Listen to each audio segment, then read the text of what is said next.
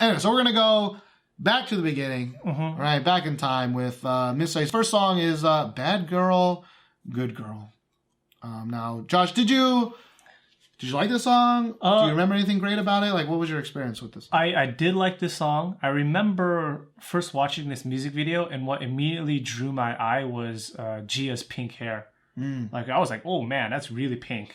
That was pink. Yeah, and like for me, I really liked it. And at that time, I wasn't really kind of like numb to all the craziness of K-pop. And I was like, man, it really just stands out to me because everything else is like black and, you know, everyone's kind of like, you know, dark colors. And she's got this like really bright neon pink hair. Yeah. And I remember liking the song decently, like a decent good amount. But it never was like, oh man, this is my Jimmy Jam. And I do remember the point of the choreography, the one where they're laying on the stomach and kind of like kicking in the legs. Like, I thought that was just like a perfect choreography point for the song and the lyrics at the time.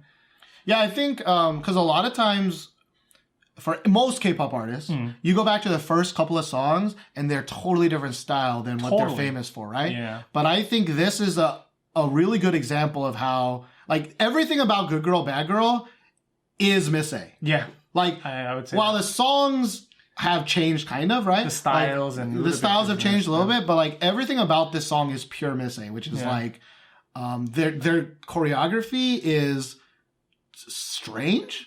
It's very interesting. Yeah. It's very odd. It's very atypical, right? Like it's not necessarily the hardest choreography, right? It's not necessarily the easiest, but there are just some moves that are just like that was I've never seen another girl group ever do that move. At that time, It was like really, really strange. Yeah. And even now, after we've been K-pop fans for a long time, like we going back and looking at that choreography, it's still like, oh, we haven't really seen anybody really do this. Yeah. And same with kind of the song. Like they pick for most of their singles, it's just this really, there are no songs that sound like Bad Girl, Good Girl, and some of the other songs we'll talk about in the future. They're it's very crazy to me. Yeah, a lot of them are very memorable. Yeah. Maybe not catchy, some of the songs, but most of the songs, like if I hear that song, I'm just like, oh, that's a Miss A song. Yeah. Like it definitely has their flavor. It definitely has like something to its name that I'm just like, oh, that song is that song. Like, I really recognize it. And I think that a lot of that has to do with the fact that JYP used to make all of the songs for all of his groups. Yeah. He doesn't do it anymore. He hasn't done it actually in quite a while. Yeah. I think I read an article that was like, after spending so much time in America for like the Wonder Girls stuff and whatever, like he was looking at how American companies produce things and how it's almost never just like the singular person dictating what everybody does. So he's like, oh, I gotta change it up. You gotta change it up, gotta branch out, let some of the artists actually compose their stuff, hire outside help. But I also think that kind of has diluted the uniqueness of JYP's sound. Because I think JYP is an amazing kind of, producer and writer of songs, but I guess, like this is JYP right here. This is like, it's quirky, it's kind of weird. Yeah. It's like dance electro pop, like. Yeah. But I remember hearing this song and I did not like it when I first heard it. Like I thought it was kind of strange and a little weird. But this is one of those songs where now, 6 years later, like I've heard this song so 8 billion times. I enjoy it. I still enjoy it when I hear it now. Right? But as you said, I don't think there was a single Miss A song that would ever have been like if we made top 10 songs every year since 2006. Yeah. I don't think a Miss A song would ever have been like top 5 ever for me. I wouldn't say top 5. Maybe a few of my favorite Miss A songs probably cracked maybe top 10. Yeah. But definitely not top 5. Yeah. But they're all of this kind of like, at least in my case, except for one, they're all in this like, they've all been, good but to not, great songs. Yeah, good, but not amazing. Not amazing songs. Yeah. But I know that's different for some. Like I don't want to confuse great with iconic, right? Yeah. Like I know some people might be like, well, it had to have been amazing for it to become iconic, and I don't believe that's true at all. Yeah. But I think it was iconic for many reasons, like how different it sounds, just how many times we've heard it. Right? Like, I think Gangnam Style is iconic. Oh, yeah. I don't necessarily think it's an amazing song. Yeah. Because everyone has different definitions for everything, but I just don't want you to misunderstand us when we say like they were not top 5 songs, and people, because I know there are people that are like, well, if it's just some of the most famous songs of all time, how dare you not say that it's not an amazing song? It's like we'll agree, but there's just a different standard for some of the words that we use. Right, so it's important that you understand the context of our words. Yeah, I mean, even Steven and I, we use the same words, but they have different meanings. We just had a heated. It was an argument. It was more of like just hot. We were just like hot mess of yelling of like what words mean. But let's talk about the second song. Okay. So the second song was called "Breathe," and I personally think everything I said about "Bad Girl, Good Girl," it was like ramped up to 11 for "Breathe." Oh yeah. It was like we going weird as shit. Yeah. We going dance moves you ain't ever seen. You probably should never see in your life. From a K-pop group, it's just it's weird, man. And the song, even now, I mean, I remember this song. I like this song. I enjoy this song, like the song, but it's such a distinctive sounding song. And the music video is just it's kind of creepy. This one's not the creepy one. This one's not the creepy one. This one's the one that's like really colorful. It's got the finger in the mouth. Dick yeah. That's what I was thinking about. Like the choreography for this is just so strange. Yeah, Steven and I were watching it again, and we were discussing how that move, the finger in the mouth and like the pointing toward the crotch. Yeah, that move is like so sexualized for something that's not supposed to be sexual. Yeah, it's like such a dirty. It's such a dirty gesture, right? Like, not only are they doing the like they're crotch, but they're also the finger in the mouth, kind of biting seductively. It's like, but it's so out of place in this super poppy, super happy, and we were saying how in the music video, Suzy looks straight out from like the Disney Channel. Like she's got like the hair and she looks really young and really cute but then all of a sudden, like, she's just, like, slapping her dick. Like, it's just so weird. But the funny thing is, like, even though Suzy was just kind of, like, weird in this video, like, she actually took a step up from Bad Girl, Good Girl. Because Bad Girl, Good Girl, she was just totally, like, forgettable. Like, my eye was not drawn to her. When I looked at her and she came on the screen in the music video, I wasn't like, wow, she is attractive. Yeah. Never once was I, like, just blown away by, like, how pretty she was, or she wasn't really like that eye-catching, and like, but this is they're slowly starting to try different things for her, and like, and we were both talking earlier about how like Suzy's kind of a weird thing. I know this is the Miss A retrospective, but Suzy is a big part of what made Miss A household name, right? Whether or not you like Miss A or not, I think you can't really argue that.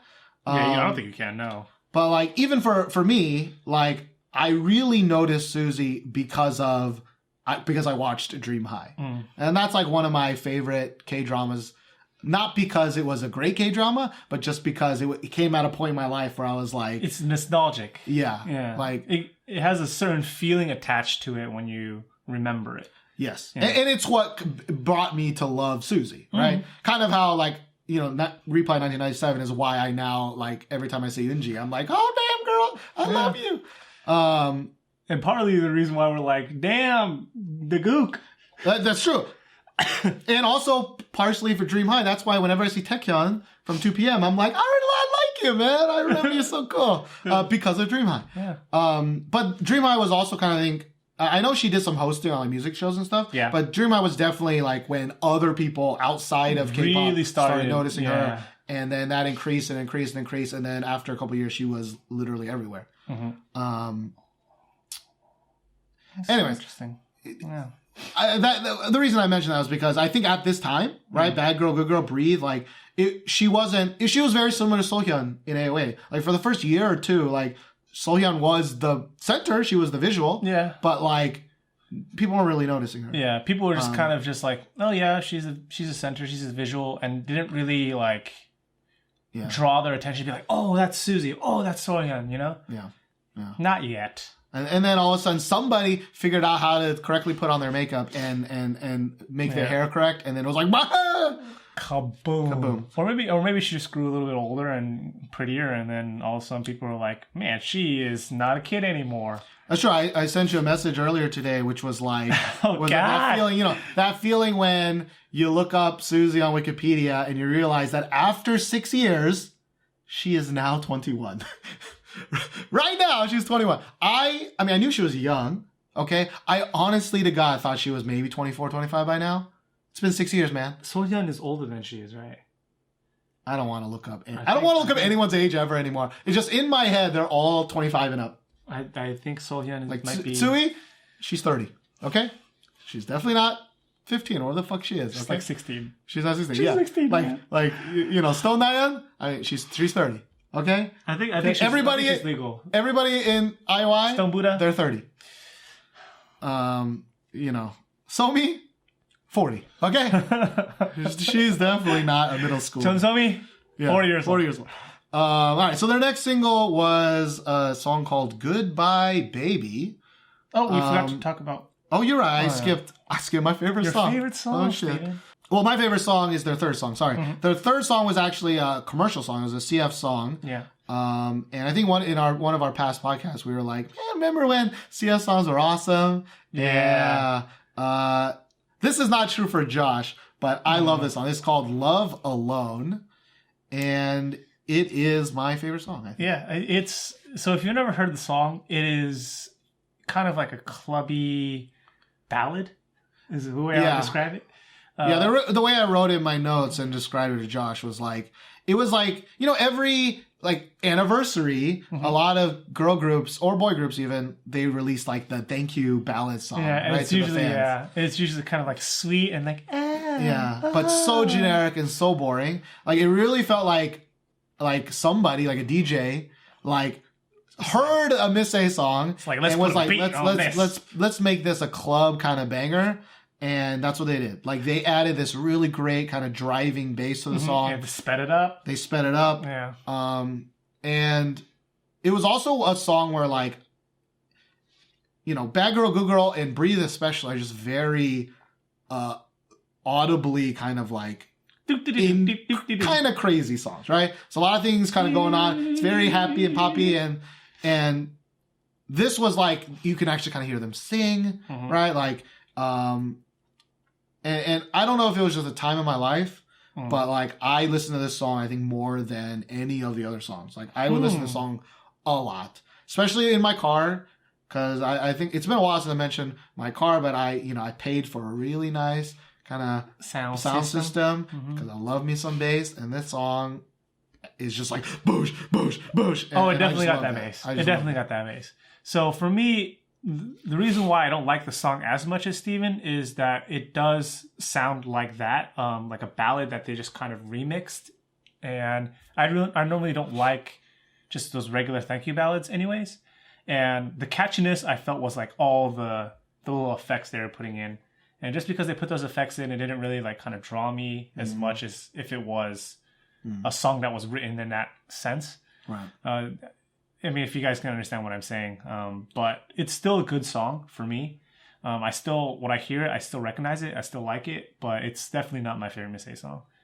I think another reason I really like it is that I really like, because I don't speak Korean, I really like choruses that I can sing to. Oh yeah, the chorus is really good. Like usually if they have English, and this one has a lot of English, like I respond much better to that because I can get into the song way more, without it kind of being super awkward, me trying to yell Korean in my car, right?